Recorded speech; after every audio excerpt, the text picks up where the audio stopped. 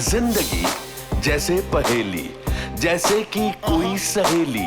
जिंदगी जैसे कहानी, थोड़ी नई थोड़ी पुरानी। कभी चाबुक, कभी चॉकलेट, कभी रौनक, कभी धक्कम पेल। ये भी हो सकता है, वो भी हो सकता है, बट ऑलवेज रिमेंबर, लाइफ में कुछ भी हो सकता है।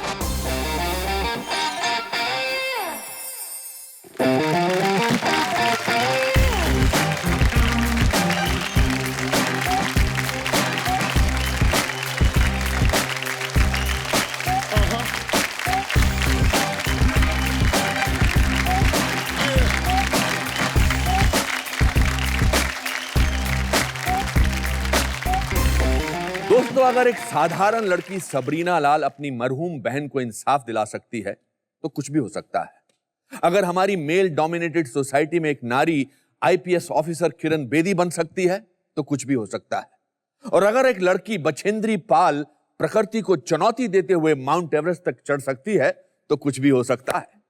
इसी सोच के साथ मैं आप सबका स्वागत करता हूं द अनुपम खेर शो कुछ भी हो सकता है में। दोस्तों, जब मैं मुंबई आया था तो मेरा एक ही सपना था कि हिमाचल का सबसे बड़ा एक्टर बनूं। स्ट्रगल करते करते 1.5 साल कैसे निकल गया पता ही नहीं चला। ऐसा लगा कि किस्मत ने करारा थप्पड़ मारकर मुझे बेहोश कर दिया, और जब आंख खुली तो अपने आप को बांद्रा ईस्ट के रेलवे प्लेटफॉर्म पर बैठा पाया। मैं बहुत निराश हो गया, और क्यों ना होता। मैं एक पढ़ा लिखा इंसान था, नाट्य कला में गोल्ड मेडलिस्ट था। एक्टर बनना मेरा गुरूर ही नहीं बल्कि मेरा हक था। बहरहाल मेरे सब्र का बांध टूट गया और मैंने वापस अपने घर शिमला जाने का फैसला कर लिया। फिर एक दिन मेरे दादाजी की चिट्ठी आई जिसमें उन्होंने लिखा था, अनुपम, वापस आने का फैसला तुम्हारा है, मैं तुम्हें रोकूंगा नहीं, लेकिन यह जरूर कहूंगा कि भीगा हुआ आदमी बारिश से नहीं डरता। उनकी इस बात से मानो मेरे शरीर में करंट सा दौड़ गया। मैं अपने आप को आईने में देखते हुए सोचने लगा कि मैं आज बेरोजगार हूं, बेघर हूं, भूखा हूं, मेरी जेब में फूटी कौड़ी नहीं है, तो इससे ज्यादा मैं क्या भीग सकता हूं, इससे ज्यादा मैं क्या लाचार हो सकता हूं। फिर अचानक मेरे चेहरे पर मुस्कान आई और बड़े अरसे बाद चैन की नींद सो गया। और जब आंख खुली तो मैं बांद्रा वेस्ट के महबूब स्टूडियो में सारांश की शूटिंग कर रहा था।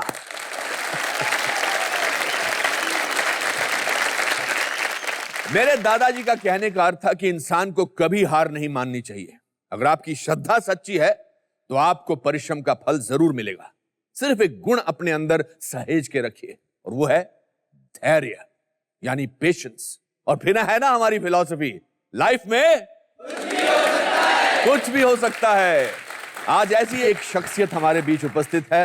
इन्होंने जीवन में बहुत परिश्रम किए, बहुत ठोकरें खाई, असफलता और अपमान सहा, लेकिन इन्होंने हिम्मत और धैर्य नहीं छोड़ी। दोस्तों, सच बताऊं तो इनमें मुझे अपना बीता हुआ कल दिखाई देता है, वही जुझारू रवैया और अपने काम के प्रति श्रद्धा।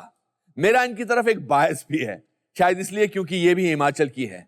हमारी आज की गेस्ट और वुमेन एम्पावरमेंट की एक मिसाल, the queen of our hearts and rani of Himachal, ladies and gentleman, please welcome Kangana Ranaut.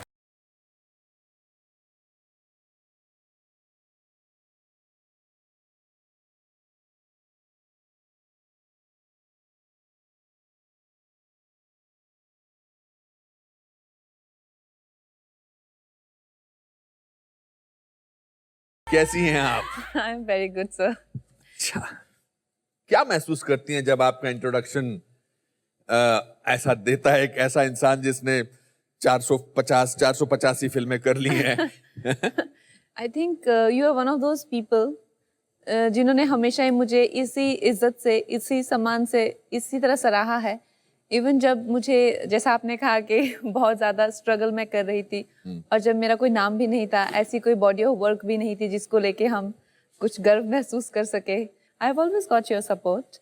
तो आज मुझे अच्छा लगता है and for me to be here and आप मेरा इंटरव्यू कर रहे हैं, तो दैट इज वेरी स्पेशल। मैंने अपने आपके इंट्रोडक्शन में बोला कि मुझे अपना बीता हुआ कल आप में नजर आता है। जी, ये बहुत बड़ी बात है मेरे लिए, क्योंकि आप बहुत ही बेहतरीन एक्टर माना जाता है आपका, और बहुत ही सम्मान है आपका इंडस्ट्री में, और आप भी हिमाचल से आते हैं। तो एक हिमाचल की एक खासियत जो है ना, हमारा दिल बड़ा साफ होता है। बहुत, क्योंकि आई थिंक पहाड़ी लोगों का ये रहता है कि जो दिल में है वही जबान पे है। बिल्कुल। तो वो एक कोई वो फिल्टर नहीं है कि जो Correct. थॉट है वो बिल्कुल बहुत ही सिंपल, बहुत ही सादगी होती है वहाँ के लोगों और में। मासूमियत होती है, सादगी, मासूमियत।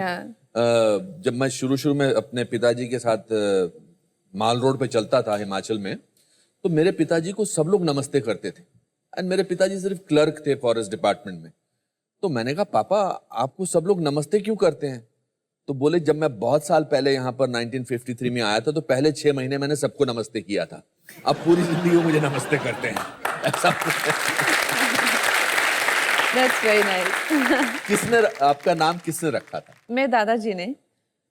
एक्चुअली इसकी भी एक कहानी है। मेरे जो दादाजी हैं वो IAS ऑफिसर हैं और वो मुंबई में ही काम करते थे अपने दिनों में।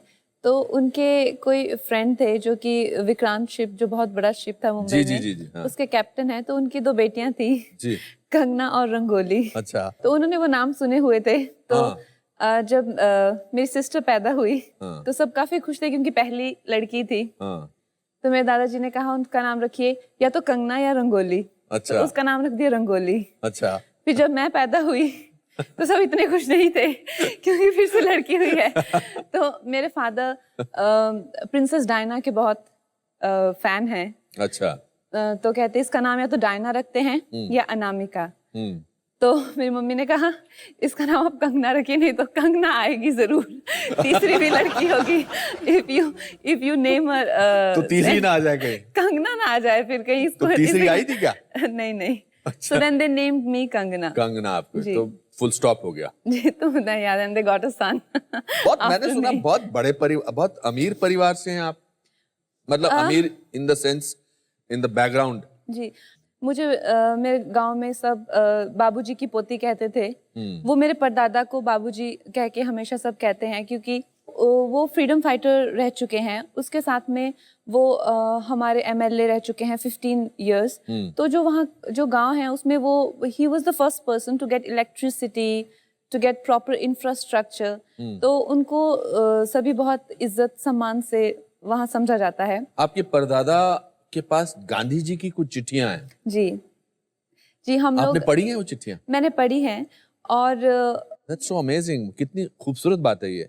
जो मेरे परदादा जी हैं उनकी लाइफ काफी इंटरेस्टिंग रह चुकी है क्योंकि अच्छा। वो भी क्लर्क भी रह चुके हैं। उन्होंने क्लर्क से ही इंग्लिश लोगों के लिए, वो पहले क्लर्क थे। फिर उसके बाद उन्होंने एक्चुअली इट्स वेरी अनफॉर्चुनेट कि मुझे हमेशा मेरी इंग्लिश के लिए क्रिटिसाइज किया जाता है क्योंकि मेरे जो परदादा हैं उनकी इंग्लिश इतनी परफेक्ट और इतनी फ्लुएंट इंग्लिश। कौन करता है आपको क्रिटिसाइज इंग्लिश के? मुझे किया जाता था, जो कि समझा जा सकता है क्योंकि मैं हिंदी मीडियम स्कूल में मैं भी हिंदी मीडियम स्कूल से हूँ। मैंने ABCD 5th स्टैंडर्ड में सीखा है। मैंने भी 5th स्टैंडर्ड में सीखा है। मेरे पिताजी ने मुझे एक ही बार चूंटी काटी थी, मतलब मारने के हिसाब से, क्योंकि वो मुझसे स्टेबल की स्पेलिंग पूछ रहे थे। मैं बार बार STABEL बोल रहा था। तो उन्होंने कहा कि मेरे बहुत किस्से हैं अंग्रेजी ना आने के। जीवन की एक जर्नी के बारे में बताइए। आपने इस सबके दौरान अपने घर वालों को बोला कि मैं एक्ट्रेस बनना चाहती हूँ। जी। ये जज्बा कहाँ से आया? ऐसा नहीं था कि मुझे इतनी क्लैरिटी थी कि मुझे एक्ट्रेस बनना है या मुझे मुंबई जाना है। कहीं ना कहीं जो मेरे पिताजी करना चाहते थे या नहीं कर पाए बिकॉज रिसोर्सेज की कमी से या उनको सपोर्ट नहीं मिला हो, तो उनकी वो अपेक्षाएं हमसे बहुत हो गई बच्चों से। तो हम बच्चों को बचपन से ही बहुत प्रेशर में रखा गया कि इतने प्रेशर में कि हमें कहीं भी कोई भी देख लेता था, बस तुम पढ़ नहीं रहे, कहीं भी दिखे हम लोग किसी भी वक्त दिखे, दिन के रात के, पढ़ नहीं हो, तो पढ़ नहीं रहे, तुम यहाँ क्या कर रही हो, तुम पढ़ नहीं रही। तो बस सारा दिन यही होता था। तो और धीरे धीरे ये प्रेशर बढ़ता गया। फिर भी मैं I was a very sensitive kid, I still am. तो मुझे लगता था कि नहीं, मेरे पेरेंट्स चाहते हैं, तो मैं बहुत ज्यादा मेहनत करती थी बाकी बच्चों से भी, लेकिन उस तरह का कभी रिस्पॉन्स नहीं मिला।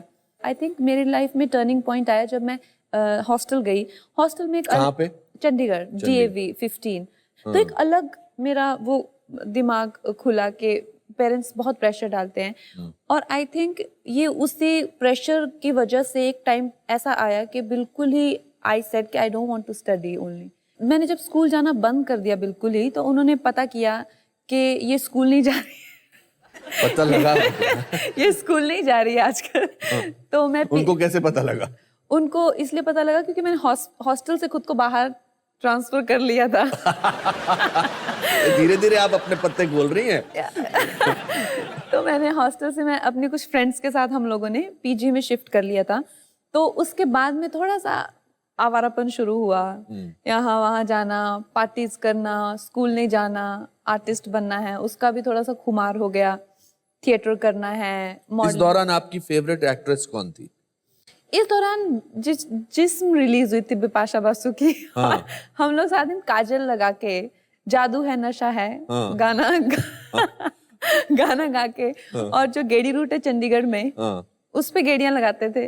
वैसे टॉप्स चले थे स्लिट्स वाले, फिर काजल लगा के वो बिपाशा बासु ने जो एकदम वो एक रीडिफाइनिंग स्मोकी आईड जो किया था। तो वो सब थोड़ा सा हवा जिसे लगता है ना कि फैशन की हवा लग जाना, तो वैसी हवा लगी हुई थी। तो फिर मेरे पेरेंट्स थोड़े से डिसअपॉइंटेड हुए, पर उस टाइम पे मैं इतनी होपलेस नहीं थी। आई ट्राई टू रीजन कि ऐसा नहीं है कि आप जैसा सोचते हैं डॉक्टर इंजीनियर्स ही सब कुछ नहीं होते हैं, you know I can do this and that. But my dad didn't buy it at all. अच्छा। ही सेड कि अगर तुम स्कूल नहीं जाओगी, तुम पढ़ाई नहीं करोगी तो तुम्हें मेरी तरफ से एक पैसा नहीं मिलेगा। तो पहले तो 5-6 दिन तो ऐसे ही चला। फिर एक दिन मेरे डैड कभी कभी शाम में ड्रिंक करते हैं, तो ड्रिंक करने के बाद उन्होंने मुझे धमकाया कि तुम हमारे घर के बच्चों को भी गलत इन्फ्लुएंस कर रही हो। मैं भी बिल्कुल वो एकदम हमारा जो एक राजपूतों वाला वो है, तो वो तो बचपन से ही हटी तो थी मैं बिल्कुल ही। तो मैंने कहा ठीक है आप मत करो, नहीं दो मुझे पैसे। फिल्में भी देखते ना पेरेंट्स, हाँ, और फिल्मों से असर हो जाता है कि खबरदार जो तुमने आज के बाद इस घर के बाहर कदम रखा तो। मैंने ये 50 फिल्मों में बोला है डायलॉग। अरे आपका भी बहुत इन्फ्लुएंस है इंडियन पेरेंट्स पे। आप तो हमेशा अपोज करते हैं ना। और वो पूरी जो एक दर्शक था जहाँ पे माधुरी दीक्षित और ये जो आमिर खान और शाहरुख, सबको किसी को आपने शादियां नहीं करने दी।